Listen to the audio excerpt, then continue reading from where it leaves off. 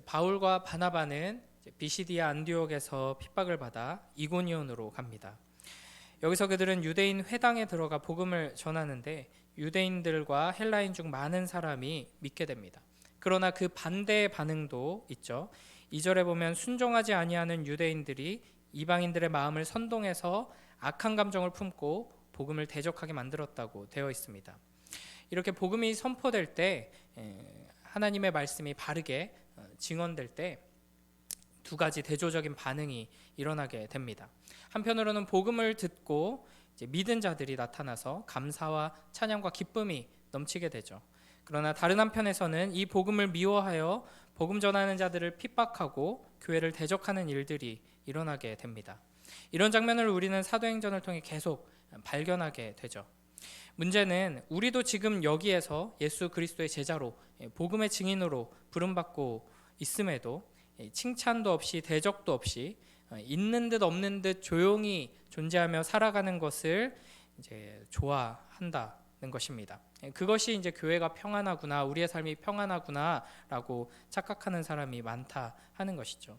그러나 우리가 항상 잊지 말아야 할 것은 우리가 복음을 바르게 증언하고 살아낸다면 그러한 우리의 삶과 우리의 선포를 통해 복음을 듣고 생명으로 회복되는 놀라운 일들이 일어나게 되고 동시에 그와 같은 일을 미워하는 대적들의 공격이 나타나게 된다 하는 것입니다. 여기서 중요한 것은 사도들이 자기 생각을 전한 것이나 어떤 인간의 사상을 전한 것이 아니라 또 자기의 힘과 능력으로 일한 것이 아니라 이제 3절에서 보면 사도들이 주를 힘입어 담대히 말했다라고 되어 있습니다. 또한 사도들을 통해서 놀라운 표적과 기사가 나타나게 되는데 이것에 대해서 주께서 행하게 하여 주신 것으로 표현되고 있습니다. 무엇보다도 이들이 전한 것이 무엇인가? 은혜의 말씀이다라고 3절 뒷부분에 표현되고 있습니다. 그러니까 아마도 이제 유대 종교 지도자들이 사람들을 선동하는 메시지 중에 가장 핵심은 유대인들만 구원을 받았다 하는 이 왜곡된 선민 사상에 근거했을 것입니다. 그러면서 또 이제 율법을 지켜야지만 하나님의 백성이 되고 이제 축복을 받을 수 있다 하는 이제 잘못된 율법주의였을 것입니다. 이렇게 이제 유대 종교 지도자들은 사람들을 배척하고 배제하는 메시지, 또 율법주의적인 메시지를 전했습니다. 그러나 사도들은 하나님의 놀라운 사랑과 은혜의 복음을 전파한 것이죠. 그러니까 우리가 먼저 받은 그 은혜를 나눈 것입니다. 그렇기 때문에 이제 여기서 2절에 순종하다라는 표현이 등장합니다. 1절에 복음을 듣고 믿게 되었다라는 표현과 대조적으로 이제 이방인들의 마음을 선동하는 유대인들은 순종하지 않은 것이죠. 그러니까 복음을 듣고 믿는 이들이 있고 이제 복음을 듣고도 순종하지 않는 이들이 있습니다. 여기서 우리는 하나님께서 우리에게 요구하시는 것이 무엇인가를 알 수 있습니다. 하나님께서 우리에게 요구하시는 것은 하나님의 말씀에 순종하는 것인데 하나님의 말씀이 바르게 선포된다면 우리의 순종은 예수 그리스도를 믿는 것입니다. 그러나 그 예수 그리스도를 믿고 그 은혜 앞에서 감사의 삶으로 나아가지 않는 이들은 불순종하게 되는 것이죠.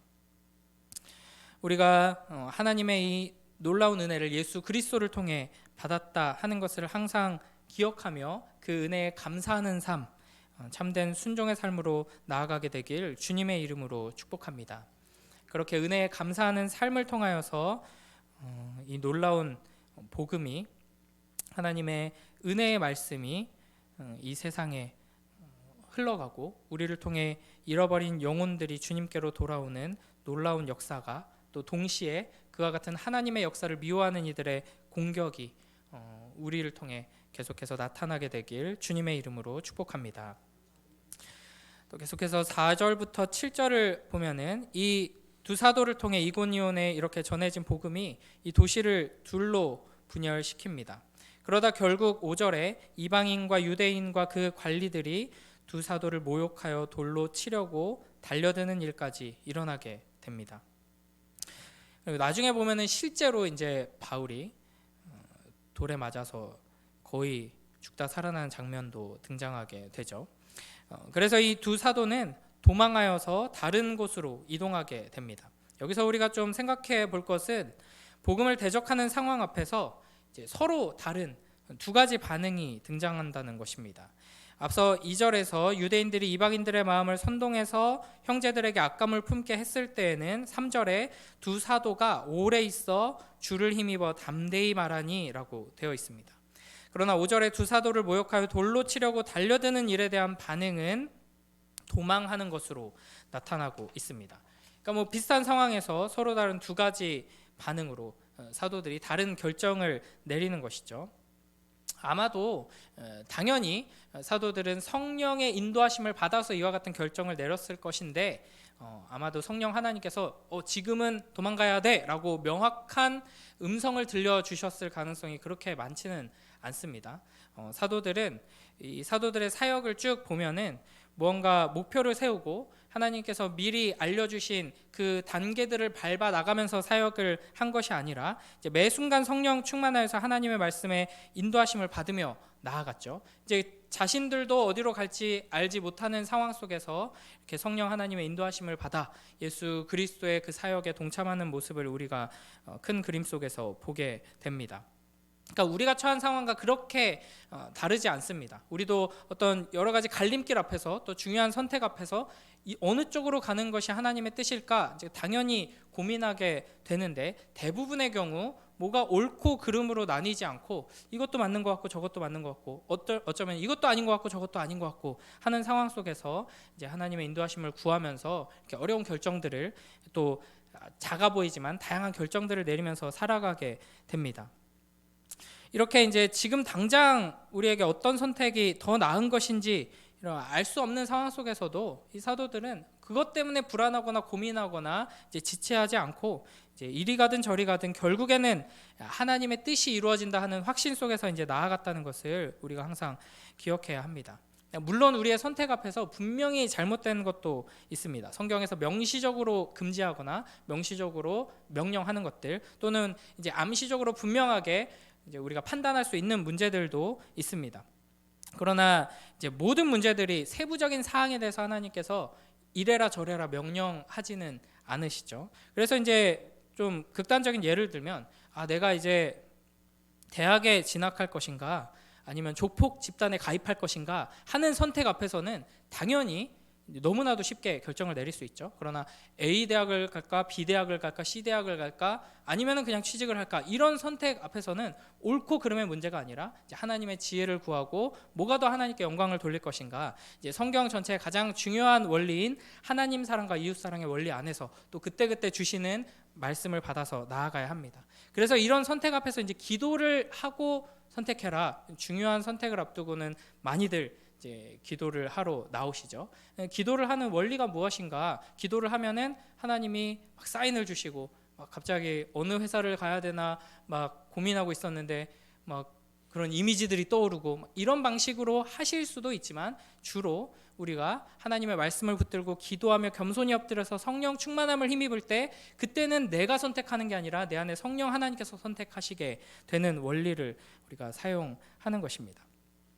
그러니까 이제 이 본문을 보면은 하나님께서는 이 사도들의 정반대되는 두 가지 선택을 통해서 결국 하나님의 뜻을 이루시는 것을 볼 수 있습니다.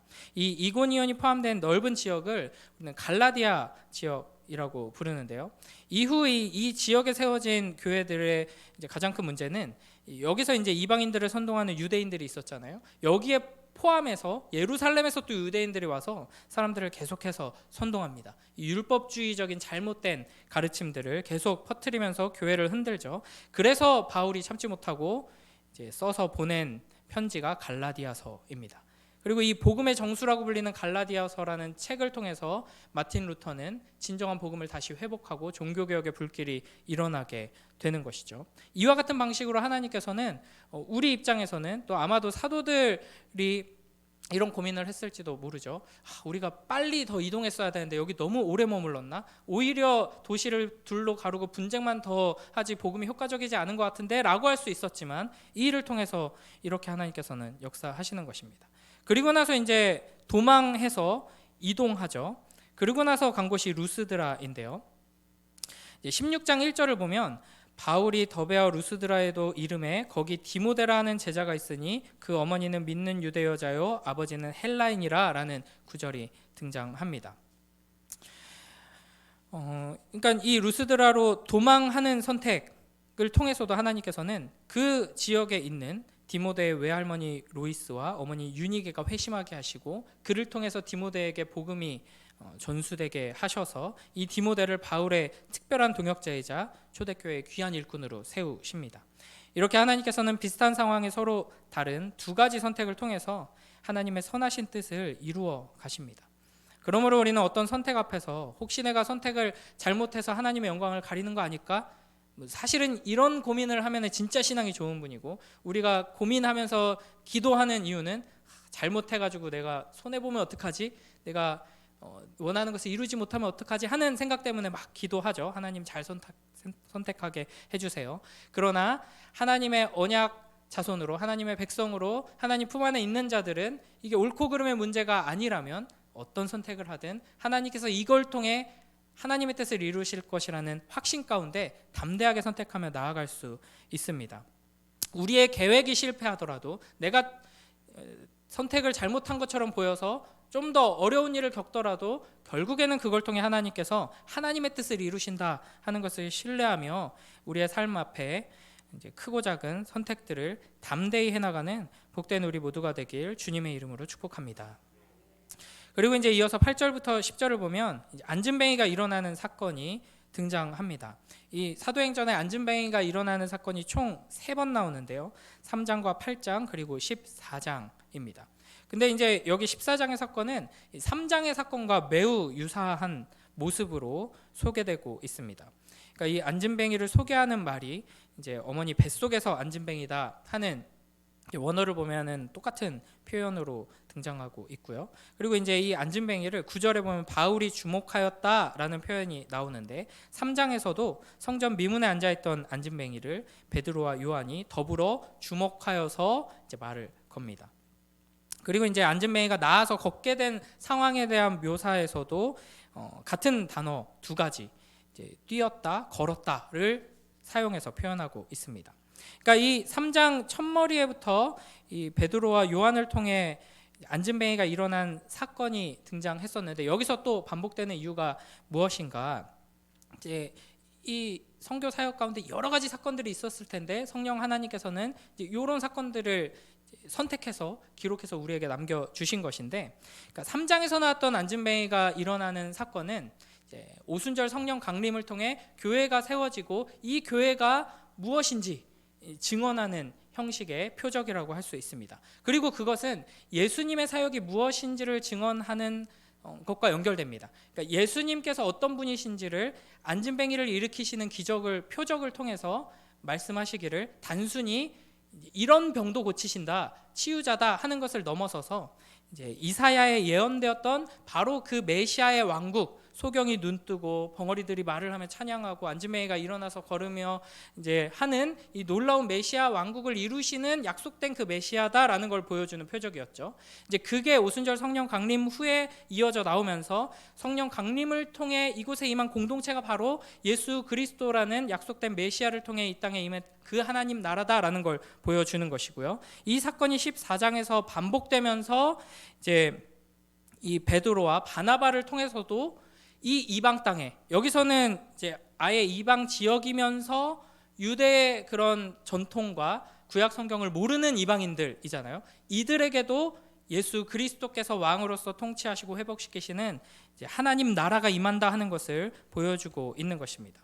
그런데 11절부터 14절을 보면 이들의 반응이 어떠한가? 이들은 11절에 신들이 사람의 형상으로 내려오셨다라고 소리 지르면서 12절에 이제 바나바를 제우스로 여기고 바울을 헤르메스라고 하면서 이제 그들이 그리스 로마의 신들을 예배하던 방식으로 바울과 바나바를 높이며 예배하려고 합니다. 여기서 우리가 알 수 있는 것은 아무리 놀라운 기적이 일어나도 예수 그리스도의 이 복음이 하나님의 말씀에 근거해서 바르게 선포되지 않으면 이들이 예수 그리스도를 통해 하나님 앞에 나아오지 못하고 자기 나름대로의 방식으로 반응할 수밖에 없다 하는 것입니다. 이에 대해서 이제 바울과 바나바가 어떻게 반응하고 있는가? 15절부터 18절에 보면요, 이제 옷을 찢고 무리 가운데로 뛰어들어가서 소리를 지릅니다. 그러면서 이제 하는 말이 이 헛된 일을 버리라라고 이야기합니다.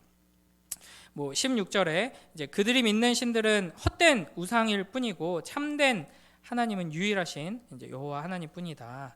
그분은 천지와 바다와 그 가운데 만물을 지으신 분이시고 그분이 바로 그동안 그들에게 하늘로부터 비를 내리시고 결실기를 주시는 선한 일을 베푸신 분이시다. 이걸 몰랐을 때는 이제 오래 참으셨지만 이제 복음을 들었으니 이 창조주이시며 공급자이신 하나님께 돌아와야 한다라고 이야기를 합니다. 그러니까 여기서 바나바와 바울이 전하는 것도 여전히 이제 은혜의 말씀입니다. 유대인들이 율법주의적인 말씀으로 이제 복음을 계속 흔들고 교회를 공격할 때에도 은혜의 말씀을 전했듯이 예수 그리스도의 복음을 전했듯이 여기에 이제 생판 여호와 하나님이고 예수님이고 모르는 유대인들 이방인들에게도 이제 은혜의 하나님의 그 말씀을 전하고 있는 것이죠. 근데 이 사람들이 왜 바나바와 바울에게 이렇게 반응했는가를 이제 역사 자료를 보면은 아주 쉽게 알 수 있는데요. 이 지역에서 가장 유명하던 제우스와 헤르메스에 대한 이제 신화 이야기가 뭐냐면 그들이 사람의 모습으로 마을에 왔는데 아무도 그들을 재워주지 않고 대접하지 않아서 여기저기 돌아다니다가 가장 가난한 허름한 집에서 대접을 받습니다. 그러고 나서 한숨 자고 일어나가지고 열받아서 자기를 배척한 모든 마을들을 다 홍수로 쓸어버립니다. 아니면 불태워버립니다. 이런 이야기들이 제일 유행했기 때문에 이들을 제대로 대접하지 않으면 우리가 해코지를 당하겠다 하는 두려움에 예배를 드린 것이죠. 그러나 이 사도들을 통해서 선포된 하나님의 말씀, 전파된 하나님은 은혜의 하나님이십니다. 그래서 우리가 잘 보여서 좋은 거래를 이루어서 좋은 걸 얻어내야 하는 분이 아니라 이미 모든 걸 소유하신 창조주이시기에 우리를 사랑하길 원하셔서 공급해 주시는 분이시기에 우리는 그 은혜를 기억하고 깨닫고 그 앞에 믿음으로 순종하고 감사로 반응해야 한다 하는 것을 이야기하고 있습니다. 11절에 루스드라 사람들은 신들이 사람의 형상으로 우리 가운데 내려오셨다라고 외쳤습니다. 그러니까 신들이 심술을 부리고 해코지할까 봐 두려워서 이제 열성적으로 이렇게 외치며 섬긴 것이죠.